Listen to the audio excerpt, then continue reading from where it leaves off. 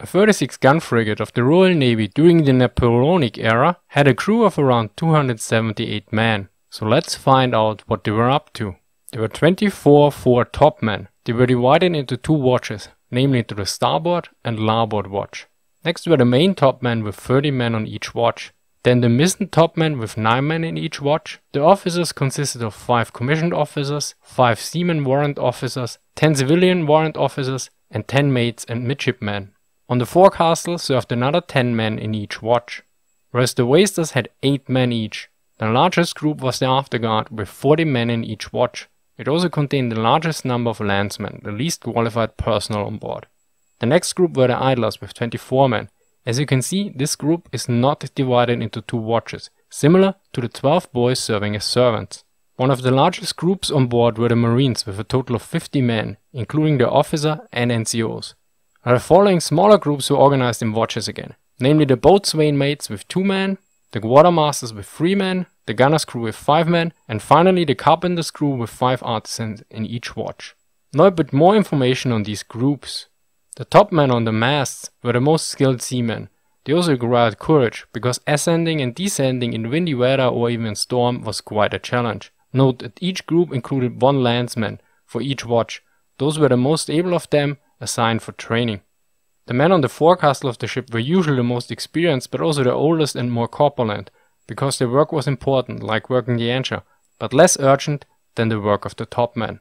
The waisters were the lowest skilled men and did most of the drudgery work. The afterguard were composed mostly of lower skilled landsmen that were led by seamen. The job involved mostly pulling and hauling. Idlers were basically all men that were not subjected to night watches, due to the importance of their day duty. This group included the master of arms, armorer, sailmaker, cook and other members with important service duties. The officers included of course the captain. The commissioned officers were performing the administration of the ship, but they were not specialized, unlike the various warrant officers. The servants and marines will be covered in the next section. Now the boatswain mates were petty officers that ensured the discipline on board. They waked up the crew and carried out punishment like flogging. The quartermasters were skilled and experienced seamen that directed the steerage of the ship. They were also responsible that cargo and ballast was properly stored. The gunner's crew were there to maintain the guns and the carriages. Since this was usually not enough work, they would also assist in various other duties. The carpenter's crew were skilled and semi-skilled workers that maintained the oakum that was used to seal the planks of the ship. So let's look how these professions summed up in total. We have 5 commissioned officers. One of them is the captain. They were commissioned by the Admiralty, and unlike most other members on board, trained by the Royal Navy and not by the merchant service or ashore. They were trained in seamanship, navigation and gunnery, yet they were not specialized, unlike the warrant officers. There were 5 seaman warrant officers and 10 civilian warrant officers. The distinction was that they later performed jobs similar to those performed ashore, like purser, surgeon or chaplain. Examples for seaman warrant officers were the boatswain and master. The job of the 10 mates and midshipmen was various, like overseeing the watches, keeping logs and or assisting the officers they were assigned to.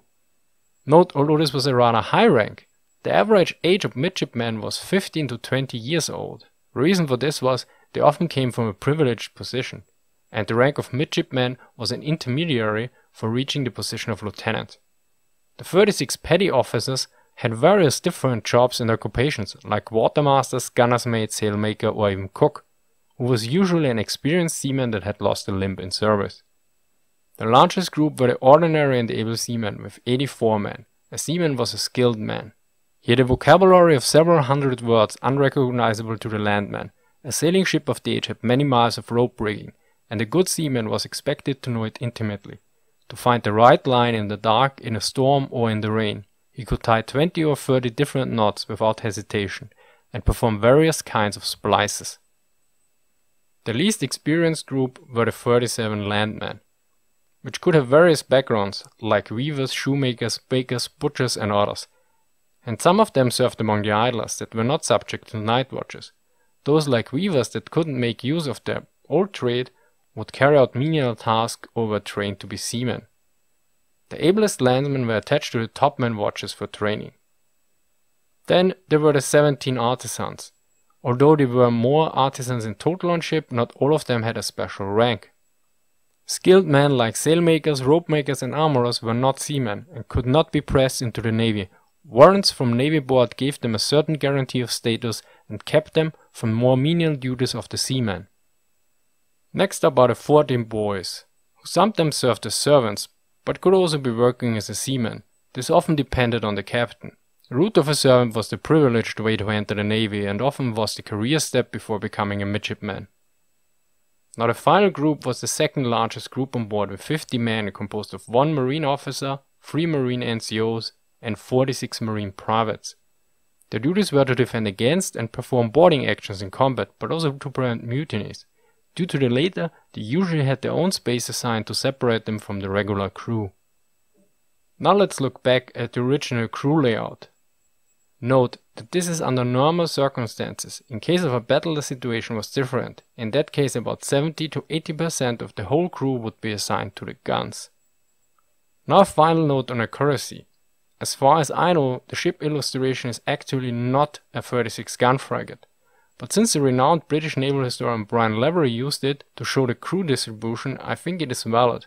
As far as I know, it is actually a 38 gun frigate of the Minerva class. Although Lavery notes a Captain Marriott as a source who actually served on a 38 gun frigate of the Lavery class, the HMS Spartan.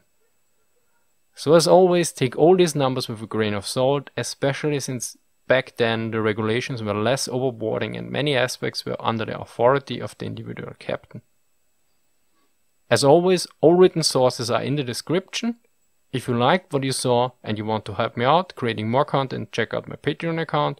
Also be sure to check out my other videos on the Napoleonic Era naval warfare, one on gunnery and one on tactics.